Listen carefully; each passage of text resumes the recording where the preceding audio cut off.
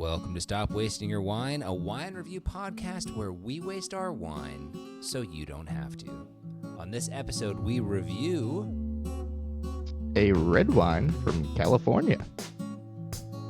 Welcome back to the show. Truly honored and excited that you guys are back to hang out with us again for this one. I am Joel, and I am joined by the third and fifth most influential wine personalities in my life, Aaron and Colin. How are you guys? How's it going? Doing well. Can you name the first two and then four? Number one. Yeah, I have nothing. You challenge me so hard. The lead I was up, not ready for that. Can Joel pull something out of his butt in 4 seconds? All I thought about was the line. I thought third and fifth was really funny, and I didn't think about the fact that you probably would challenge me on that. And I wish I had prepared for that because I could add some really funny stuff. But no, it could have been a really cute shout out to some of our past guests. You could just name, that's true. Oh man, that would have been sweet. Oh, wasted opportunities. Oh, well, maybe next time I'll have thought. All good people. Some of them are coming back. Spoiler, Ooh. I'm not going to give the names, but we have 2 of our past guests who are coming back on the show in the next couple months, which I'm excited about because we always say, everyone that comes on, we're like, that was fun. We should do it again. And then you never know if it's going to be like, that was fun. We should do it again. Then you never hear from them again. No. But we have honestly made such great connections with folks, and we have some folks coming back. I think we are the rare exception to where when we've said that on this show, I think we've meant it every single time. Every time. For sure. Absolutely. Every time. Everyone's so cool. Everyone's so cool. I never thought when Colin bribed us into doing this podcast that every person we'd meet along the way was going to be super cool. For sure. I thought we were the only cool people that wanted to talk about wine, but I was really, really way wrong. Way wrong. Least cool people we've met so far. Everyone that comes on the show, we're like, damn, we should quit. This person would do it better than us. Yeah. Well. Yeah, but then you just kind of quiet down that part of your brain, the logical part of your brain. We keep doing what we do. We bring them together. We are the center. We're bringing the folks out of the woods. That's right. Into the light. Some Couldn't metaphors there, I think. Somewhere in there. Not very good ones. Let's put a unpin in that discussion about guests that we've had before. Oh, spoilers. Wow. That was very savvy of you. Thank you very much. Oh, man. People at home are like, what the fuck are these people talking about? This is Nah, it's going to be like you're going to listen back to this. Listener that's like, ah! Oh, well done. No, genuinely excited. You guys are tied for first most influential wine people in my life, to be honest with you. Thank you, sir. So glad to have you guys back and excited for this podcast. We have a lot of fun stuff going on today. So like we mentioned, we're going to be trying a red wine from California. Lots of cool stuff around this vineyard and this grape. Really excited to be going back to this one. So looking forward to that. We're going to try that. We're going to talk a little bit about just kind of the history of this grape in this vineyard because it's going to tie into some of our last couple of conversations too. I feel like Joel, you're going to be dropping that knowledge on us, right? Normally it's a Colin with the learning section, but we got a wine facts with Joel coming at you today. Oh man, I love a nice wine facts with Joel. Oddly excited about something. I go down a rabbit hole and I want to bring it to the crew. So yeah, we're gonna try to do that today, and then we're gonna play a classic game that we haven't played in a little while. So I'm looking forward to that as well. So sweet. That's the plan for today. Love it. I'm here for it.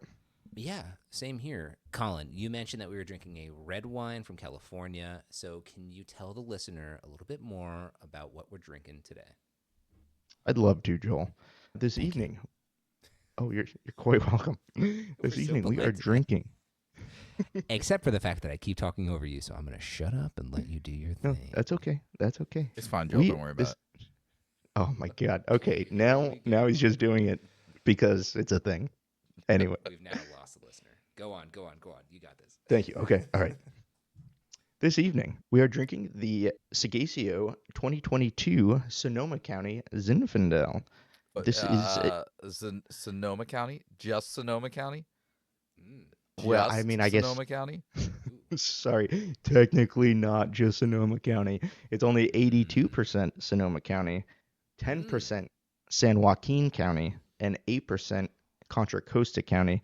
But in my defense, if you look at the bottle, it says Sonoma County. So, No, but that's so cool though. Like, not your defense. Like, I thought that was a cool place to interrupt because a lot of times in a bottle of wine, you see like the varietal broken down into percentages, right? You're like 80% Sure. X, 10% X. This is the first bottle I've ever seen. I don't know if you guys have seen anything else where they're not celebrating the different varieties in the wine.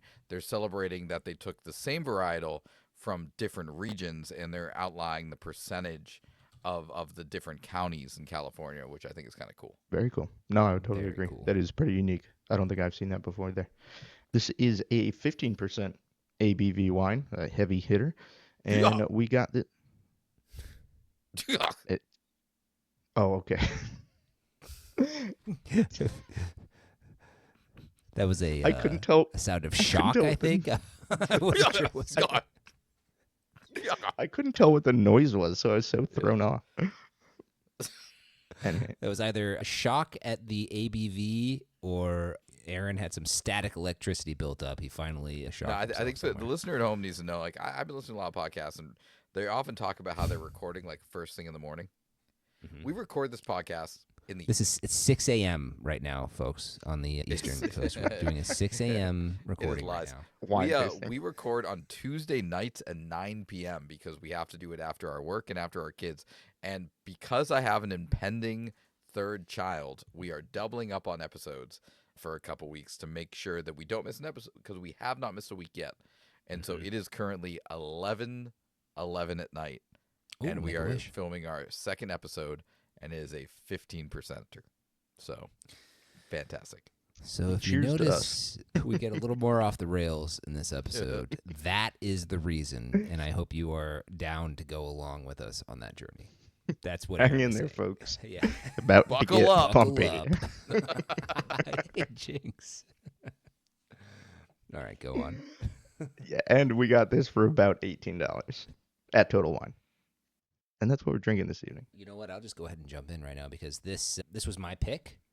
So I'm going to tell you exactly why. There's some cool stuff about just the grapes and, California in general, and kind of ties in with a conversation we were having with our buddy Adam Wolf. But the core of why I kind of went with a Zinfandel, and this one in particular, was because, A, I think it's been a little bit since we've had a Zin on the show. Mm-hmm. B, Zinfandel was one of the first wines that I started to kind of try to play with. For some reason, at some point, I don't even know how true this is, but somebody said it to me at one point and it stuck with me. Somebody said that Zinfandel is like the beer drinker's wine. I guess because it's usually got a lot going on, and it's kind of like a easy bridge from beer into wine. So somebody said that to me at one point, and I believed it. I don't know how true it is. But, so kind of been looking forward to going back to this. And this one in particular, the Seghesio Zinfandel, was described as a lighter body, sort of a, medium body Zinfandel. I like a Zinfandel. I have now in this kind of my wine journey, I don't love like a huge, bold, red wine. Like I don't love a heavy, fuzzy teeth Cabernet sort of a thing. So I would love to come across a little bit more tame, more toward medium body Zinfandel that, is really enjoyable and maybe an easy drinker that is interesting. So that's kind of what I'm hoping to find today. Also, at this price point, I'm hoping that we maybe have a little opportunity to find a diamond in the rough as well. Joe, I think it's so funny because I feel like wine has become something that, to me, feels very personal, right? You find a wine that starts to get you excited about it. And I don't think I've had a Zinfandel consistently before, joining up with you, fair gentlemen, on this adventure. Whereas you, on the other hand, I believe are responsible for all the Zinfandels that have come on the show. That might be true. And so it clearly has like a special place in your heart, Yeah. and you pull up Zinfandels, looking for that next greatest. And I feel like Colin keeps pulling up Pinot Noirs, and I've like kind of I think, move towards like Cab Sauves. And so I just think that's kind of cool. Like you find that thing that you connect to in a flavor profile, and then you get to dig around into all these different types and producers and vineyards. And so I that just stood out to me as, every time one of these pop up, I'm like, oh, it's a Joel episode, because that's clearly funny. This is something that you love deeply. You are spot on. I definitely want to make Zinfandel happen on this show. and you're right. I think I probably brought the most. I think maybe one has been somewhat decent. I think, probably a couple of busts in my attempts here. So really it's our stop wasting wine like price point versus quality issue that we're having, because we've found so many quality wines at low price points. I feel like Zinfandel, I mean, correct me if I'm wrong, like feels like a little bit of like, I don't know, California royalty might be exaggerated, but it feels like it has like a rep, so like it gets to be a higher price wine sometimes. And now we're kind of hypercritical of like what a wine should be at $30 or what a wine should be at $25. So I'm excited you found one at $17, $18 that isn't, just this massive producer that I've heard of before. Yeah. I could be off the rails on that. Correct me if I'm wrong. No, I mean, I think you're probably right. And Colin, you can tell us too. I mean, like, I feel like if you're in California and you're not drinking a Pinot, a Cab, or maybe a Merlot, like maybe you're a little into more of a niche California offering, but are we completely off base? No, I mean, Zinfandel's definitely up there. When you think Zinfandel, you're thinking California for the most part. It's old vines, right? That's right. I mean, they grow it in other places. Italy, they have some. But, I mean, usually when you hear the word Zinfandel, you're thinking California for sure. And I'm actually really excited about this wine. And Joel, Seghesio is a great brand to go with because they are like Zinfandel people. That's like the one thing that they do. They might have some other offerings, but when you go to their tasting room, which is actually why this bottle is special, or the brand is special to me, it's almost all Zinfandel. Like my first experience with Napa wine was at the Seghesio tasting room. And it was... You went? Yes. Did you know that? I had no idea. Yeah. Hey. I've been to Seghesio in Healdsburg. It was right down the street from where we were staying. We walked there.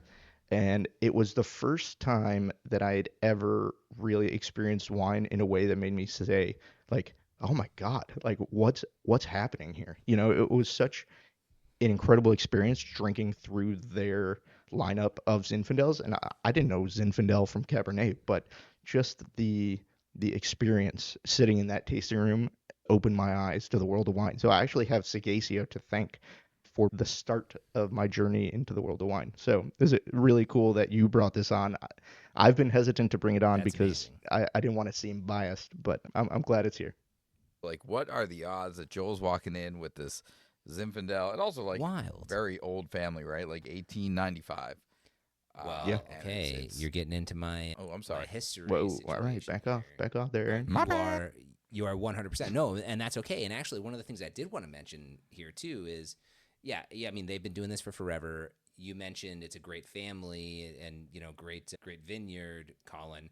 One thing I did notice is we're actually drinking what I would probably call the entry level for this, and there were some pricier, but obviously old vine, heritage vine offerings as well. I decided to go with this one, the younger vintage and all that good stuff. Reason being, I mean, $17. I was like, well, what the heck? Let's see what we got here. And it did have some awards. It did have some points associated with it. So I was like, man, if we can try the intro Zinfandel from Seghesio and it's good, we can only go up from there. So that would be kind of a cool thing to experience. So I'm glad you said that because we might be opening a door here to a lot of really cool stuff. Yeah, I'm excited to try it again. Having, this being my first experience now, after all the experience I've had, of course I don't really remember what it tasted like. I just remember thinking to myself, every wine. If this is what wine is, then I need to stop drinking everything else.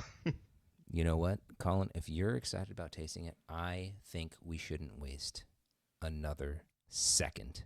Let's get into it.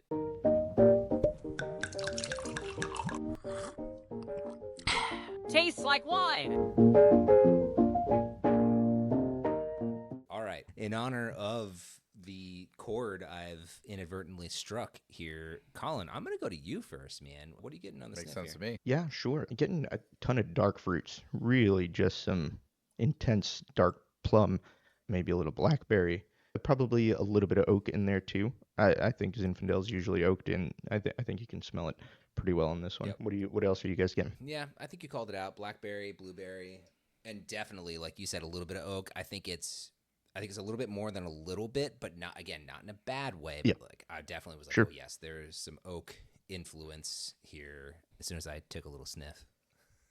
I think there's definitely too like there's more of that like I don't know if it's like spice or I'm still trying to find Colin like that, but there's like that spice. Maybe floral is the wrong word, but there's this overarching something beyond the fruit, and what I'm finding that to be important for is it's masking the alcohol to me. Like this is a 15% glass of wine, and I'm not getting the level of burn that I feel like I should be getting for 15% because there's so much else going on. There's so many big warm scents and a lot of the fruit and like whatever the oakiness and this little bit of a spiciness going on there is kind of masking or complementing at the very least the alcohol. Yeah, for sure. I totally agree with you on the alcohol. I think you don't really smell it at all, which is pretty impressive for 15%. And I think the spices, I think those are like the baking spice cabinet, right? You got a little bit of, some vanilla in there, maybe some clove in there, something like that. I think Sure. that's what you're picking up there beyond the fruit. I like vanilla. Well, I like naming that. That's a good one. I like that too. What I think is really interesting too is we've called out a lot of like blueberry, blackberry, plum, but also you guys getting a lot of cherry in there. Like to me, there's a lot of cherry peeking through, and I haven't had such a dark fruit and red fruit in the same sort of sniff before, but I'm definitely having that right now. Yeah, no, that's now that you say it, I don't know if I would have gotten there myself, but it's almost like a through line of dark cherry. I think you get the darker fruits up front, and then I think it's not like a bright red cherry. I would say it's more of a darker cherry, but it kind of hits just a little scent through there. I'm glad you pointed that out. That's what I was gonna say because I'm like, look, I have a crap diet. I've not eaten very many fruits or vegetables or anything in my life. So in the past, when we've identified cherry, the things that have really stuck out to me is like that cherry cola, medicinal cherry, candy cherry, like over the top part. And this isn't that. And so when Colin says like that, a dark cherry, that kind of like I think more natural. It's like, ooh, I can see what you're saying in that space. As opposed to the flip side of some like that really heavy cherry wines we've had in the past, but it's in that sweeter medicinal category. Every time that you mention that you have a crap diet and all that good stuff, I feel like we should also mention that like you run marathons. And like Yeah, I'm gonna live run a marathon in 2 months and you'll against all go odds. I'm finding ways that are way more painful to keep me alive. I could just eat a salad, but instead I run 26.2 miles. So if you ate salad and did your level of activity, you might be a superhero. Yeah, but I'd be really unhappy. Like I'd just be generally you have miserable. found the equilibrium of your life. Yeah. Many people are searching for that. You've got it. Commit certain levels of pain so I can have certain levels of joy. That's all right, amazing. moving on I from love it. me. Should we taste this? Yeah, let's taste it. Colin, I'll go back to you again. Yeah, I think the tannin kind of got me there. I think a lot of the flavor notes that we called out are on the nose are coming through on the palate. I don't know if there's too much different, but I get a ton of plum. That's really the one thing I get mostly. Then a little bit of blackberry. I think that cherry was a great call. And then, like we mentioned, those baking spices I think are really prevalent in that oak influence. That's so funny. I was going to kind of say that to me on the sip, it's less oaky. Like I'm getting less of the oak influence and more of the fruit. Like it's there obviously, and it's to me kind of rounding out the experience and the flavor. But it's to me very fruit forward, and even more of that like red fruit, the cherry, maybe even a little. I'm not gonna go that far, but like it's all poking through. Aaron, I'm really honing in on like the structure of this. I have found out that I like tannic wines. I really appreciate where the tannins are landing in this. It is not locking my mouth up in like a total vice grip, but like if you like tannins and you swish around a little bit, you get a really nice tannic experience. If you're not super into tannins and you take a quick sip, it's not nearly as intense, but the intensity is there if you want it. Between that and kind of the fuller body and the acidity, I'm really just enjoying the structure of this glass very much. There's also, I say from a taste level, I think there's like either a chocolatey or coffee aspect that I'm really enjoying. I don't know where exactly I land on that, but it's just giving a nice experience, like having this glass in my hand and sipping it and just talking. It's just the way I would have with like a cup of coffee. I might be with you with the chocolate, but to me it's like a very almost like a bitter dark chocolate. Yeah. Right? Yes. For sure. Snap that dark chocolate bar, and you only get 2 bites, and that's too much. The one thing I'll say about the tannin, and I agree, Aaron, I think this is a very well structured wine. I love the tannin because it's so smooth. Like there's quite a bit of it, but we've had other wines where you can describe it as rough or scratchy or itchy. This tannin just feels like a nice warm hug on the gums. It's not. It's really nice. And Let's go with even just velvety. Velvety. I like velvety. that. Perfect. But yeah, nice velvety tannin. Really nice, structurally sound wine, for sure. And not sweater teeth at all. Like it's not distracting. It doesn't stick with you. It just lingers just long enough and then dissipates. I'm getting a little grippiness on my teeth, but it like you said, it's like it's not distracting. It's just like what you would want if you want a tannic wine, if you want a high tannin wine, like this is a good level to be without making the entire experience about the fact that you can't move your mouth anymore. Yep. Yeah, exactly. For sure.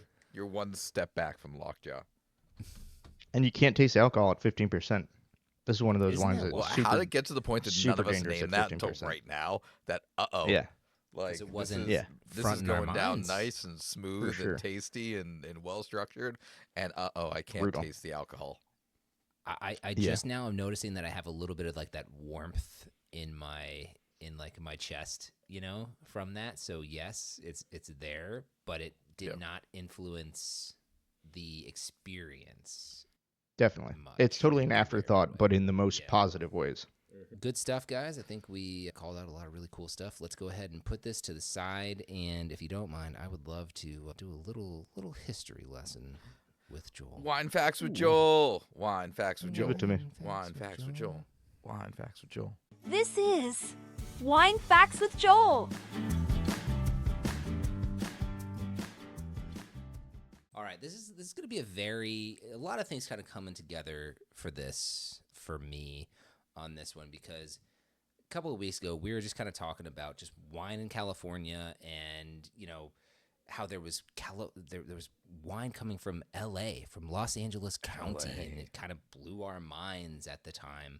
And it kind of got my mind going into, well, yeah, we think of California, and my mind goes straight to like Hollywood, 1920s and recent, right? And like that's LA to me, that's kind of California. So then when I was looking for a wine, I kind of knew I wanted to go to California, I wanted to try a little Zinfandel. One thing that struck me about this vineyard was it's 125 years old and always been with the same family. So to me, I mean, that's pretty cool. That's incredible. Right? Especially with the consolidation in California, big brands coming in, buying up smaller wineries for them to still hold on to their original brand, and the winery is so cool. I mean, it's also 100%. like pre-prohibition, right? So that's like just this whole aspect of like survival. I'm glad you said that, because that kind of ties into everything as well. So, I started kind of thinking, okay, 125 years ago, what the heck was going on in California at that time? Not too long before that, gentlemen, a little movement called the California Gold Rush. You ever heard of it? Mid 1850s. All these people going out to California trying to get in to the gold rush, trying to become rich overnight, essentially, try to go find a big nugget of gold in California. Jealous. I know, right? The land was so pure and so untouched at that time that people actually were going out and trying to make a fortune by doing that. So this is mid 1850s, and this vineyard was founded in 1895. And I don't think that's a coincidence. And upon further research, Zinfandel itself had become a really, really prevalent grape in California around the time of the gold rush because it is such a strong grape and kind of survive conditions, bad conditions, tough conditions, and still yield a good product. So I don't think a coincidence that Zinfandel becomes a big, well-known, popular grape in this time frame. And then 1895, Seghesio Family Vineyards was founded by Eduardo Seghesio, who planted Zinfandel. So he gets to California, sees, oh, this is what's very popular here. This is what's surviving. This is what's making really good wine. Starts planting Zinfandel in 1895. A couple years later, I've gone down the rabbit hole on this too. I don't know where the heck the idea for prohibition came from. Like, how would you think that you can just shut off the tap? It was a weird choice, man. Alcohol in America. But anyway, the government decides they're going to try to do that in 1920. So Seghesio survives by actually just selling fruits, just not fermenting the wonderful fruit juice that we're making, and just selling juice. Yeah, absolutely. Oh, that's fascinating. So cool. Pretty crazy. So, continuing to use the vines, continuing to use the grapes, making it through this very strange period in U.S. history that lasts for about 13 years. Till 1933, we get back into producing alcohol. And kind of the rest is history. Seghesio right now, a 300-acre vineyard, still, centered in the same place that they were in 1895 and growing since then. So, to me, it's one of these things like we talked about. I know you guys weren't a huge fan of the wine, but it blows my mind whenever I think about how Veuve Clicquot got so big because they played the Napoleonic Wars correctly. Like, what a strange sentence. Someone needs to celebrate. Exactly, right? So, these cross sections of history and success and failure for these, different vineyards, and we have the same thing going on right here in California, where this grape becomes prevalent because of the gold rush, and then Italian immigrants come over and start this vineyard, survive by getting really creative through prohibition, and go on to be an incredibly successful vineyard to this day. So just a really cool piece of history, a reminder that this stuff is happening not just in the old world, but right here in the States as well. So a little bit more of why I wanted to bring this wine into the fold and just share a little bit about that wine history with you guys. Something you said and they reminded me of, I forget if someone taught us this on the show or if this is something I learned at one of the vineyards we visited, but they used to send out their grapes with directions on the barrel of what not to do. So you didn't accidentally make it into wine. And that's how a lot of these vineyards survived during Prohibition. It was like, whatever you do not add sugar and X, Y, and Z, because that would be breaking the law. And that was like how they sold their product as wine. Isn't that so cool, though? Like, I love that's wild. That's awesome. Is part of our history, Sticking it to the man. Finding the ways around this crazy stuff to continue to make this amazing beverage. Like, I think that's so cool. How something like this survived just the wild things that a country goes through. It's so cool. It is just wild. And like, we've continued to talk about how kind of wine and wine culture is just kind of spread across the globe from, people traveling to new areas and colonization, like all sorts of different things. Like, where do we even know like where Zinfandel came from? Well, it's really funny because I mentioned that Seghesio was started by an Italian immigrant in 1895. And actually, there was some DNA testing done on the grape of Zinfandel in the 1990s that actually showed that it is genetically identical to Primitivo from Italy. So I don't know if Eduardo Seghesio was just, That's awesome. He I knew. was a big He fan knew. of Primitivo, and he was like, hey, I'm going to make this happen over here in the States or what? Yeah. But I've yeah, discovered I a mean, new grape. Prove me wrong. exactly identical to Primitivo. So That's awesome. I feel like that's like the third time that's happened where it's like, you have a really good grape over there. You have a really good grape over there. It's the same thing. Same thing. Yeah. It's also just a good heads up for people shopping for Primitivo because it doesn't say Zinfandel anywhere on there. So if you see Primitivo in the Italian section, you now know that that is just how the Italians call Zinfandel. Yeah, Yep. maybe Or if maybe you're a different fan of one or terroir, the maybe other, some different try like another. mechanics somewhere in there, but like you're Yep. pretty much drinking the same thing. Exactly. Same grape. That's a good fun fact right there. There you go. That is a fun fact. Pretty cool, huh? Pretty cool. Thank you, Oh, Joel. That was neat. Thank you guys. Very Thanks neat. for going down that journey with me. I like to nerd out sometimes on this cool stuff. So thanks for entertaining me on this one and going along with me. And I think I rambled enough for us to, give this thing another 10, 15 to do what It's it's a going to totally do. You guys different wanna give wine this by now. thing- Yeah, you want to give this thing one more try and see what we think? I and think then go it's turned into review? Primitivo. I think it has. Look at Whoa! that. You guys finding anything else here? No, I don't think too much has changed, but this is definitely a wine. I think Zinfandel in general, that the more air you give it, the more it's going to open up and really settle down. It can be structurally a little aggressive sometimes. I don't think this is that. I think even just right out of the bottle, this was structurally very nice. But Yeah. in general, Zinfandel is one you can let air out for a bit, and it's going to be a-okay.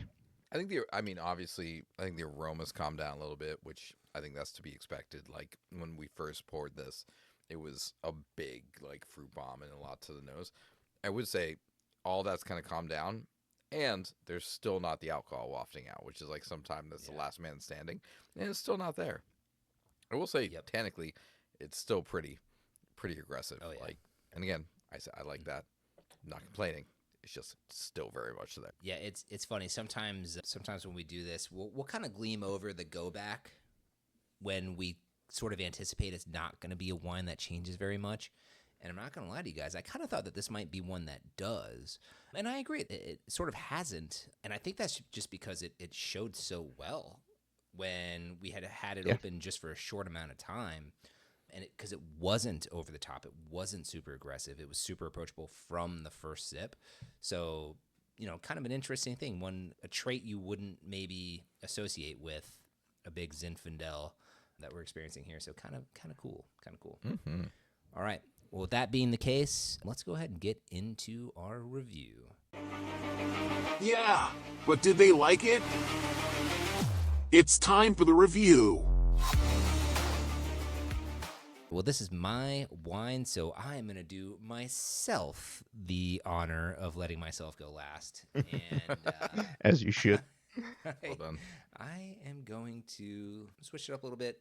Aaron, I'm going to go to you first, buddy. I knew you were pointing at me. No, thank you.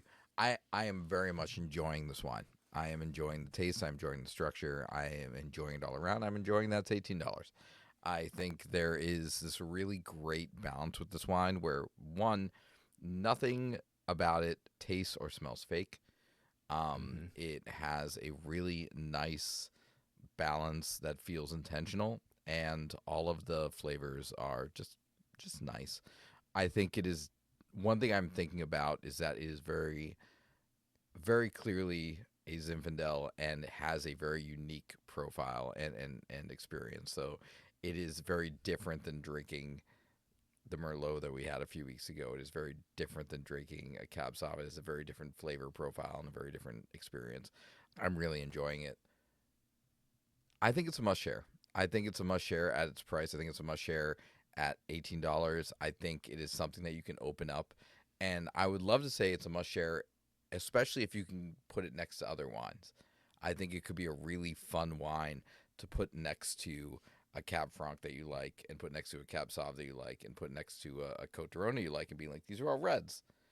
Let's go through these and kind of talk about how the experience is different, especially if you have a lineup of wines that cost between $15 and $20. that really demonstrate that wine can be really good at that price point. So I'm really enjoying this wine. I would call it a must share. I think it is really enjoyable, and I would also love to see what their next tier up is, because I'm enjoying this immensely. Totally. Colin. I agree. I think this is an absolute must share. I mean, especially for the price, for $18. If you've never had a Zinfandel, go try this one, because you might just fall in love with Zinfandel. And there's very little risk at $18. You know, even if you don't love it, it's still at $18, 100% worth a try. I think, again, like, we've been trying some really nice structurally sound wines recently. I go back to the Blatty Tannat. Like, that wine just was such a pleasure to drink structurally. I think this is maybe not quite that level, but it is really, really enjoyable as far as the structure is concerned. Like, But remember, I'm really the enjoying Blatty it. was a $60 bottle of wine. It was a Yeah, $60 no, for sure. small winery, like, crafted single. I think they said there was like one barrel, and we got a few bottles of it.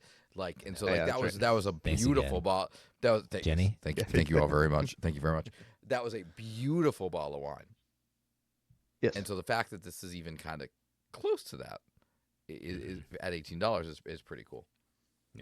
Yeah, well, I would say close to it as far as Structure. it being a structurally sound wine Yeah, is yeah. concerned, meaning that all of the components work really, really well together, which I think in this they absolutely do. So, yeah, and the flavors are great too. You know, it's really tasty. I'm drinking way too much of it for 15%. Like, it's just, it's obviously not a porch pounder, but you could pound this and be completely okay with this. You could pound this and so be yeah. on your porch. Yeah, you'd be laying on your porch, but It's really nice outside either right way, now. I might just go there after this. either way, I think it's an absolute must share. Yeah, I'm almost like reluctant to say if you enjoy this, enjoy Zinfandel, like welcome to Zinfandel, because I really think that what we're experiencing here is a really elegant, nice, almost outlier of an extremely approachable but still complex and very lovely Zinfandel at $18. Like, I don't think other Zinfandels at $18 are going to present this nicely. And if you go and you try another one in that price point, you're going to get some big, heavy, crazy, over-oaked thing that's not going to be this. So I would say do exactly this bottle of wine if you're looking for an $18 Zinfandel, and then go up from here, because I think we definitely found a little diamond in the rough. 100% must share. I mean, toward the top, in my opinion, because This isn't knocking anything out of your fridge. I don't think so, but I thought about it for a second. I did think about it for a second, because it's an interesting cross-section of one of the better examples of a varietal and a 100% varietal that I've had, and a varietal that is prone to being overdone, you know, and having a lot of different, kind of like I was talking about, having a lot of different price points and some bad examples and some good examples. So for that reason alone, I was toying with looking at the wine fridge. I don't think it's quite enough to knock something out of my wine fridge, but I am really loving this wine. And like you said, Aaron, like if this is the intro, and I wonder if maybe if we go back and we do, you know, one of the older vine Seghesios, like we may have a wine fridge situation on our hands. But absolute must share. I'm putting it there. And one of the cooler must shares that I think I've enjoyed on this show in a little while. Hey, before we go, you guys want to do a quick unwind with that? Yeah. I'm on with that. I'm on with that. I might actually jump in with one if you guys don't mind. Can I hit you with one? Go for it. And I'm Oh, one go with for that? it. Yeah, Okay. 100%. Love it. And again, I try to make these things that have happened to me or that I anticipate happening. This is one thing that happened to me. Okay, so tell me if you're wine with this. You're sitting at a bar, okay? And maybe it's a bar you've been to. You're kind of a local, kind of a regular. You know some people. Somebody orders an absolute trash wine, Okay. But then maybe leaves or says, you know what? I don't want it. So, but they've already poured it. So they come over to you. Obviously, experienced wine drinkers and professionals, but this is a trash wine that has been poured. And they come to you and they say, oh, Colin, Aaron, you guys are in here all the time. I poured this wine. I can't do anything with it. Do you want this wine? Are you wine with that? You're going to take that terrible, awful wine and you're going to drink it because if you don't, that's disrespectful. Or you're going to say, I think I'm pretty good. I'm going to stick with my whatever you're drinking that day. Go. I'm so on with that. You were wine with that halfway through my proposal. You were like, I don't care what he says. As soon as I figured Aaron's out like, there was free free wine wine? involved, I was wine with it. Yeah. Yeah, for sure. Look, man, No, I'm okay. not wine with that. I'm Not at exper- all. I'm not drinking that garbage wine. Mhm. I mean, if it's that bad, it's probably not that expensive. So, just That's dump true, it and too. be done with it. It's not like you're getting like a huge value. This is trash wine. Look, every $7 or $3 or $6 I didn't spend is, $7, $6, $3 I can spend somewhere else. That's fair. So you're taking it, Colin. Yeah, you're, if I'm you're sitting there and not hanging wine out and I with was going to that. order another drink anyways, like I'm saving some money, and quite frankly, like who cares? I'm not assessing the wine. I'm not swishing it. I'm just, who Yeah, cares? but if you want to enjoy yourself while you're out, if you're drinking trash wine, But this I'm is not the gonna difference enjoy between you and me, myself. Colin. You think if it is not good wine, you can enjoy the wine. I think there's bad wine that I'm like, you know what? I'm just not Yeah. going to worry about this, and it tastes fine. It's not. It doesn't taste Okay. good. It's not good wine, but it's not offending me. So you're All right. okay. Well, I know who to send all my trash wine to. I mean, not Send it meanly. down to Like, that guy. don't haze me with it. If you have other wine to send, I'll take the good wine. Okay, so No. Aaron is You're- wine with that. Colin is adamantly not wine with that.